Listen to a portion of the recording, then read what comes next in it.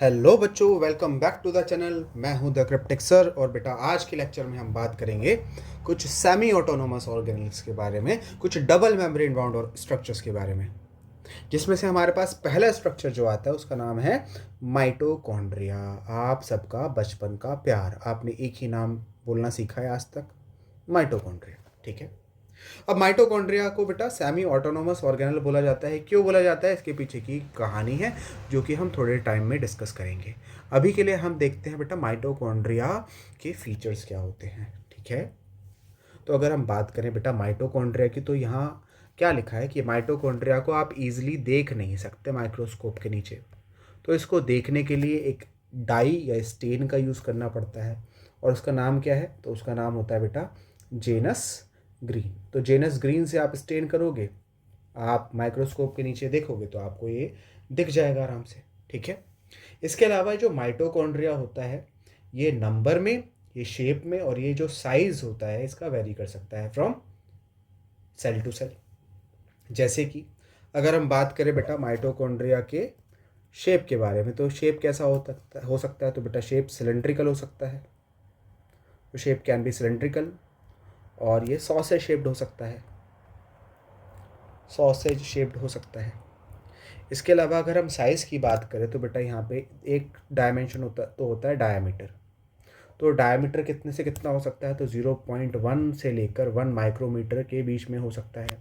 और अगर हम बात करें बेटा लेंथ की, तो लेंथ कितनी होती है, तो लेंथ होती है बेटा 1 से लेकर 4.1 माइक्रोमीटर के बीच में। ठीक है। इसके अलावा नंबर, तो नंबर तो वेरी करेगा फ्रॉम, नंबर वेरी करता है depending upon requirement. Number very depending on requirement. अगर किसी सेल की रिक्वायरमेंट ज़्यादा है तो ऑब्वियस सी बात है वहाँ ज़्यादा नंबर ऑफ माइटोकॉन्ड्रिया होंगे।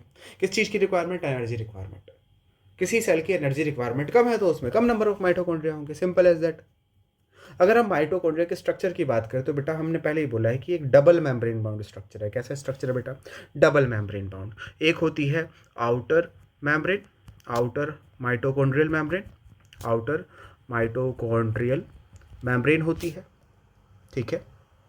और दूसरी होती है जिसको आप बोलते हो बेटा inner mitochondrial membrane, inner mitochondrial membrane. तो दो मेम्ब्रेन होती हैं यहाँ पर। ठीक है।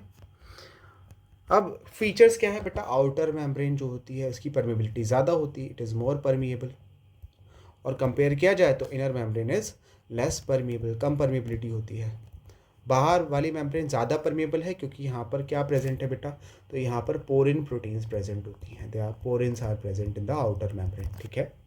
अब दो मेम्ब्रेन के बीच में एक स्पेस है, ये जो स्पेस है इसको आप क्या नाम देते हो, इसको आप नाम देते हो बेटा इंटर मेम्ब्रेन स्पेस। दो मेम्ब्रेन के बीच का स्पेस, सो इंटर मेम्ब्रेन स्पेस आप नाम दे दोगे, सिंपल सा। ठीक है।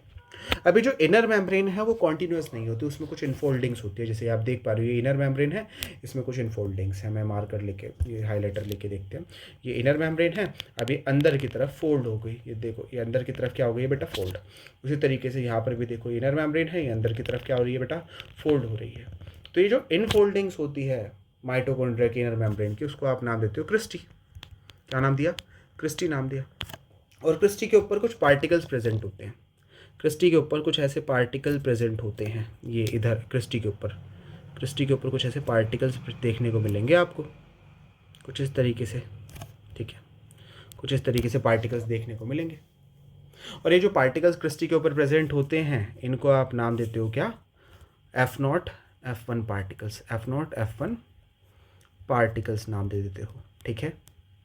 अब इसके अलावा अगर हम बात करें तो माइटोकॉन्ड्रिया की जो इनर मेम्ब्रेन है उसके अंदर एक स्पेस है, और उस स्पेस को आप नाम दे देते हो क्या, मैट्रिक्स। एक फ्लूइड होता है जिसको आप नाम दे देते हो क्या, मैट्रिक्स नाम दे देते हो। ठीक है।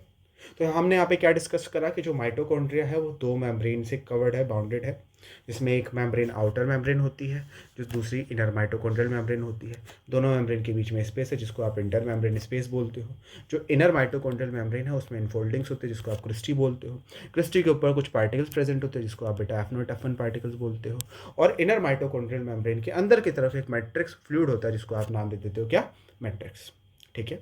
अगर हम जो माइटोकॉन्ड्रिया का जो मेम्ब्रेन वाला पार्ट है, एक छोटे से पार्ट को थोड़ा एनलार्ज करके देखें तो आपको क्या नज़र आएगा, जो कि यहाँ दिखा रखा है। देखो ये जो इधर दिखा रखा है this is outer mitochondrial membrane, ये बाहर वाली मेम्ब्रेन है। ये जो दिखा रखी है this is inner mitochondrial membrane, ये अंदर वाली मेम्ब्रेन है। ठीक है, अब ये जो दो मेम्ब्रेन के बीच का स्पेस है इसको आप क्या नाम दोगे, इंटर मेम्ब्रेन स्पेस नाम दोगे। ठीक है, इसके अलावा जो इनर माइटोकॉन्ड्रियल मेम्ब्रेन के अंदर वाला जो स्पेस होता है उसको आप क्या नाम देते हो, इसको आप नाम दे देते हो मैट्रिक्स। अब यहाँ पे इनर माइटोकॉन्ड्रियल मेम्ब्रेन में कुछ पार्टिकल्स बताए थे जिसका नाम क्या था, F0 F1 पार्टिकल। अब यहाँ पर आप अगर आप ध्यान से देखोगे तो यहाँ पर जो पार्टिकल प्रेजेंट है इसको, वो पार्ट जो मैट्रिक्स की तरफ पाया जा रहा है उसको आप नाम दोगे F1, और दूसरा पार्ट जो मेम्ब्रेन को आर पार कर रहा है उसको आप नाम दोगे F0। तो ये जो पूरा पार्टिकल यहाँ पर है इसी को क्या बोला जा रहा है बेटा, इसी को बोला जा रहा है F0 F1 पार्टिकल। ठीक है, इसको याद रखना है, इसको बोला जाता है F0 F1 पार्टिकल, जिसमें जो F1 वाला पार्ट है वो किस तरफ है बेटा, मैट्रिक्स की तरफ है। जो F0 वाला पार्ट है वो किस में एम्बेडेड है, वो किसको आर पार कर रहा है, तो इनर माइटोकॉन्ड्रियल मेम्ब्रेन को आर पार करता है। इसका फंक्शन क्या होता है, बेसिकली ये प्रोटॉन के पंप में हेल्प करता है ताकि एटीपी बनाई जा सके। ये हम रेस्पिरेशन में पढ़ लेंगे। ठीक है, अब आगे बढ़ते हैं बेटा। आगे हम देखें तो मैट्रिक्स में क्या क्या पाया जाएगा, तो मैट्रिक्स में एक डबल स्ट्रैंडेड सर्कुलर डीएनए में मॉलिक्यूल देखने को मिलेगा, जैसा बैक्टीरियल सेल में देखने को मिलता है। ठीक है, इसके अलावा कुछ आरएनए मॉलिक्यूल्स देखने को मिलेंगे। इसके अलावा 70s टाइप ऑफ राइबोसोम देखने को मिलेगा, जैसा कि आपको बैक्टीरियल सेल में देखने को मिलता है। और इसी के साथ आपको, आप ये बोल सकते हो आपके पास डीएनए है, आरएनए है, राइबोसोम है, तो पूरी की पूरी प्रोटीन सिंथेसिस करने की मशीनरी प्रेजेंट है। इसका मतलब कि माइटोकॉन्ड्रिया अपनी खुद की प्रोटीन्स बना सकता है। तो mitochondria can synthesise its own protein. तो आप क्या बोल सकते हो, that mitochondria can synthesise its own protein, can synthesise its own protein, खुद की प्रोटीन बना सकता है। लेकिन क्या ये सारी प्रोटीन्स बना सकता है, नहीं। खुद के लिए कुछ प्रोटीन से बना सकता है, बाकी की प्रोटीन्स कहाँ से लेगा, तो बेटा साइटोप्लाज्म से ले लेगा। और बिकॉज ये अपनी कुछ प्रोटीन्स खुद बना सकता है, इसलिए माइटोकॉन्ड्रिया को आप सेमी ऑटोनोमस ऑर्गेनल बोल देते हो, जो यहाँ पे आपने लिखा है। ठीक है, अब फंक्शंस क्या होते हैं बेटा माइटोकॉन्ड्रिया के, तो बेटा एक चीज़ याद रखना कि दोनों मेम्ब्रेन पे, आउटर मेम्ब्रेन, इनर मेम्ब्रेन, दोनों पे अपने खुद के एंजाइम्स होते हैं, देयर ओन स्पेसिफिक एंजाइम्स। और इस एंजाइम का काम क्या होता है, माइटोकॉन्ड्रिया में डिफरेंट फंक्शंस को परफॉर्म कराना। जैसे आप जो इनर माइटोकॉन्ड्रियल मेम्ब्रेन के ऊपर एंजाइम्स होते हैं उसका फंक्शन आप पढ़ोगे जब आप रेस्पिरेशन पढ़ोगे। ठीक है, इसके अलावा माइटोकॉन्ड्रिया वो जगह है जहाँ पे एरोबिक रेस्पिरेशन होगा।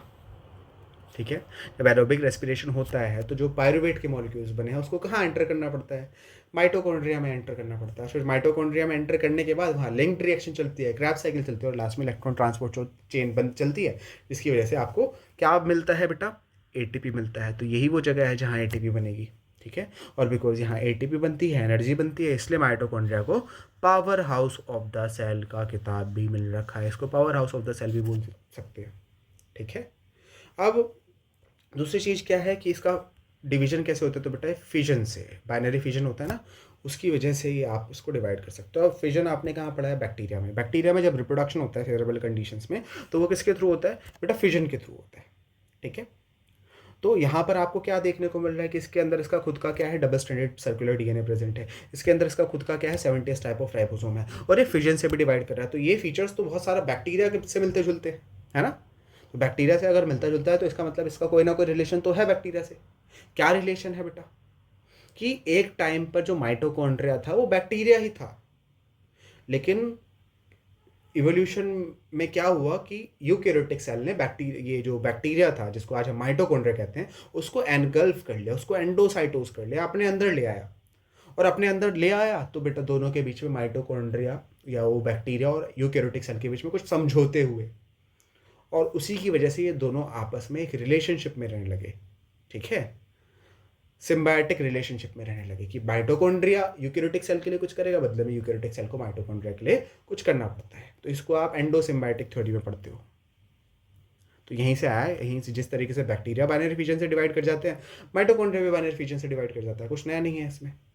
ठीक है, अब बेटा आपके पास जो अगला स्ट्रक्चर आता है, जो अगली ऑर्गेनल आती है, उसको आप नाम दे देते हो प्लास्टिड। अब ये जो प्लास्टिड है, ये प्लास्टिड कहाँ देखने को मिलेगा आपको, तो बेटा ये आपको देखने को मिल जाता है कहाँ पे, प्लांट्स में देखने को मिल जाएगा, और कहाँ देखने को मिल जाएगा, यूग्लिनोइड्स में देखने को मिल जाएगा, यूग्लिनोइड्स नॉइड्स में देखने को मिल जाएगा, ठीक है। अब प्लास्टिड्स बेटा 3 तरीके के होते हैं, किस बेसिस पर? तो बेस्ड ऑन पिगमेंट्स, कि पिगमेंट कौन सा है या नहीं है, उस बेसिस पर 3 तरीके के होते हैं। कौन कौन से बेटा? तो एक को आप बोलते हो ल्यूकोप्लास्ट, दूसरे को आप बोलते हो क्रोमोप्लास्ट और तीसरे को आप बोलते हो क्लोरोप्लास्ट, ठीक है। अब बेटा जो अगर हम ल्यूकोप्लास्ट की बात करें तो यहाँ कोई भी पिगमेंट नहीं है, क्रोमोप्लास्ट में पिगमेंट है, क्लोरोप्लास्ट में ही पिगमेंट है, ठीक है। अब जहाँ पिगमेंट नहीं है वहाँ पे कोई कलर भी नहीं आएगा, तो ल्यूकोप्लास्ट कैसा है बेटा? तो इट इज़ कलरलेस। क्रोमोप्लास्ट में पिगमेंट है तो ये बेटा कलर्ड प्लास्टिड बोलते हो, ये कलर्ड होता है लेकिन कौन सा कलर नहीं होगा, यहाँ पे ग्रीन कलर के अलावा कोई दूसरा कलर प्रेजेंट होगा।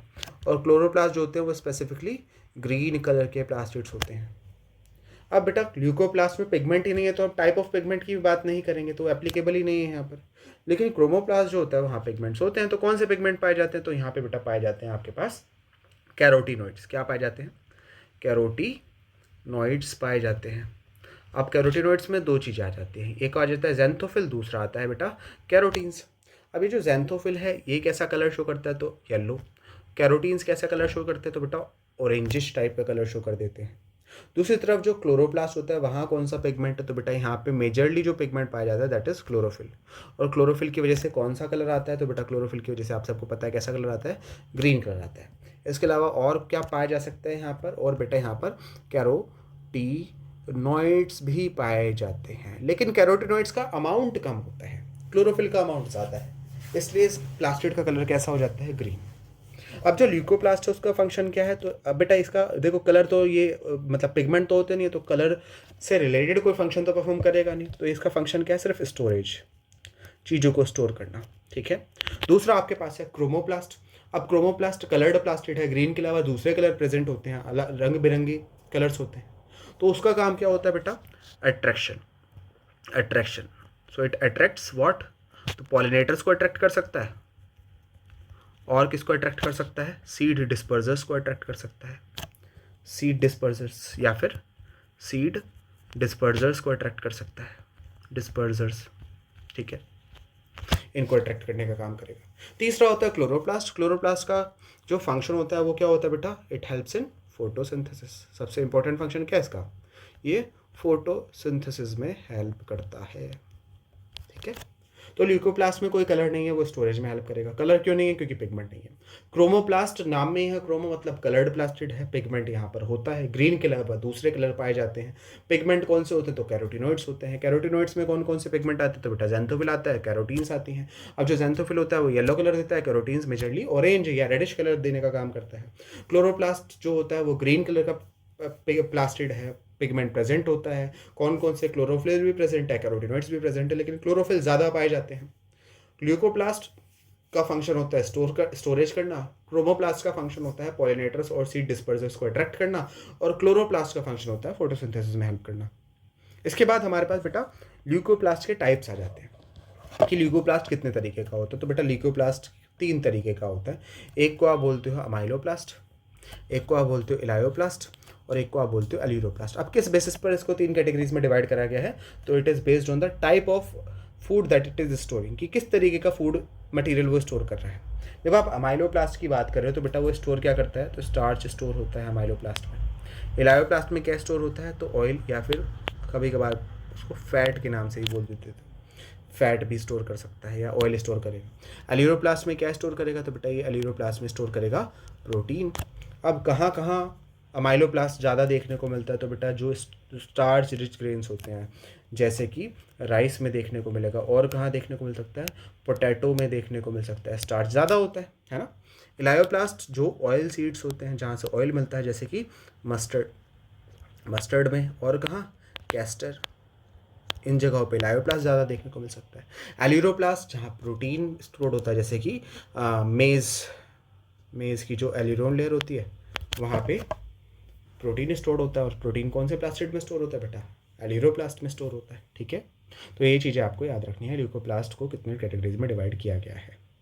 इसके अलावा आपको एक और चीज़ याद रखना है कि जो ये ल्यूकोप्लास्ट है, और ये जो क्लोरोप्लास्ट है, और ये जो क्रोमोप्लास्ट है, ठीक है, ये तीनों एक दूसरे में इंटरचेंजेबल होते हैं, आप इसको एक फॉर्म से दूसरी फॉर्म में कन्वर्ट कर सकते हो डिपेंडिंग अपॉन द कंडीशन, ठीक है। बेसिकली ये जो ल्यूकोप्लास्ट टू क्लोरोप्लास्ट और फिर क्लोरोप्लास्ट टू क्रोमोप्लास्ट, ये कन्वर्जन आपको बहुत ज़्यादा देखने को मिल सकता है, बहुत आराम से देखने को मिल सकता है नेचर में, ठीक है। बेसिकली जब आप ल्यूकोप्लास्ट को थोड़ी लाइट दोगे तो क्लोरोप्लास्ट में कन्वर्ट होगा, क्लोरोप्लास्ट को और ज़्यादा लाइट दोगे तो क्रोमोप्लास्ट में कन्वर्ट होगा। और लेकिन रिवर्स कन्वर्जन जो होता है काफ़ी रेयर होता है नेचर में, बहुत ज़्यादा देखने को नहीं मिलता, लेकिन ऐसा नहीं कि हो नहीं सकता, बिल्कुल हो सकता है। तो ये इंटर कन्वर्टेबल होते हैं, ठीक है, एक दूसरे में। ये चीज़ भी इंपॉर्टेंट है, ये आप याद रखेंगे। उसके बाद बेटा अगर हम सबसे इंपॉर्टेंट स्ट्रक्चर की बात करें तो बेटा वो होती है आपके पास क्लोरोप्लास्ट। अब जो क्लोरोप्लास्ट है माइटोकॉन्ड्रिया की तरह ये भी क्या है, एक सेमी ऑटोनोमस ऑर्गेनल है, सेमी ऑटोनोमस है, यहाँ पे लिखा हुआ है, ठीक है। अब अगर हम बात करें साइज़ की तो बेटा माइटोकॉन्ड्रिया से अगर कंपेयर करोगे तो माइटोकॉन्ड्रिया के कंपैरिजन में इसका साइज़ जो होगा बड़ा होगा, बिगर होगा, बड़ा है साइज़ में कंपेयर टू माइटोकॉन्ड्रिया, तो आराम से दिख सकेगा। अब जिस तरीके से माइटोकॉन्ड्रिया में पढ़ा था कि वो शेप, साइज़ और नंबर में वेरी करता है, ये भी शेप में, साइज़ में और ये नंबर में क्या करेगा बेटा, वेरी करेगा, ठीक है। जैसे कि अगर हम बात कर लें यहाँ पर शेप्स की, तो यहाँ पर आपको कौन कौन सी शेप्स देखने को मिल सकती है, तो बेटा ये सबसे मोस्ट कॉमन जो शेप होती है दैट इज़ लेंस शेप देखने को मिल सकता है, और ये डिस्कॉइड, डिस्क शेप में देखने को मिल सकता है। और कैसा देखने को मिल सकता है बेटा, रिबन के जैसा देखने को मिल सकता है। और कैसा देखने को मिल सकता है, तो ओवल शेप देखने को मिल सकता है। और कैसा देखने को मिल सकता है, तो स्पायरल शेप देखने को मिल सकता है, और कप शेप देखने को मिल सकता है। तो अलग अलग शेप्स होते हैं क्लोरोप्लास्ट के।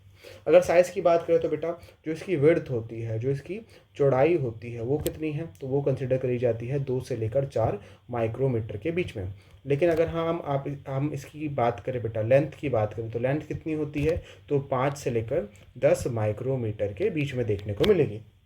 नंबर वेरी करेगा, लेकिन ये नंबर रिक्वायरमेंट पर डिपेंड नहीं करता, ये वेरी करता है फ्रॉम प्लांट टू प्लांट और फ्रॉम ऑर्गेनिज्म टू ऑर्गेनिज्म। जैसे कि अगर हम बात करें क्लेमाइडोमोनास एक एल्गी होती है, क्लेमाइडोमोनास, क्लेमाइडोमोनास में कितने क्लोरोप्लास्ट है, तो बेटा एक ही क्लोरोप्लास्ट है। लेकिन अगर आप बात करो हायर प्लांट्स की, जैसे कि एंजियोस्पर्म्स की, अगर आप बात करो हायर प्लांट्स की, तो हायर प्लांट्स में जो ये क्लोरोप्लास्ट होता है वो एक स्पेसिफिक सेल में देखने को मिलता है, और उस सेल का नाम क्या है बेटा, मीजोफिल सेल। क्या नाम है, मीजोफिल सेल। और इस मीजोफिल सेल के अंदर ही क्या प्रेजेंट होता है, क्लोरोप्लास्ट प्रेजेंट होता है। तो कितने क्लोरोप्लास्ट होते हैं, तो बेटा 20 से लेकर 40 क्लोरोप्लास्ट प्रेजेंट होते हैं, 20 से लेकर 40 क्लोरोप्लास्ट। तो डिपेंडिंग अपॉन सेल किस ऑर्गेनिज्म को आप स्टडी कर रहे हो, क्लोरोप्लास्ट का नंबर वेरी कर सकता है, आपको देखने को मिल रहा है ना।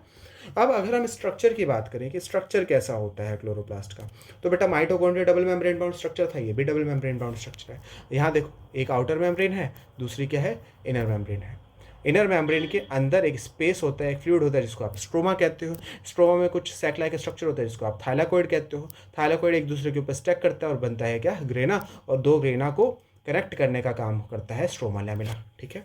तो यहाँ पे क्या बताया गया है बेटा, यहाँ पे सिंपल सी चीज़ बताई गई है कि एक मेम्ब्रेन आउटर है, एक आउटर मेम्ब्रेन है, और दूसरी कैसी मेम्ब्रेन है बेटा, इनर मेम्ब्रेन है। एक हो गई कैसी मेम्ब्रेन, आउटर मेम्ब्रेन, ठीक है, और इसके अलावा एक मेम्ब्रेन कैसी हो गई, इनर मेम्ब्रेन हो गई।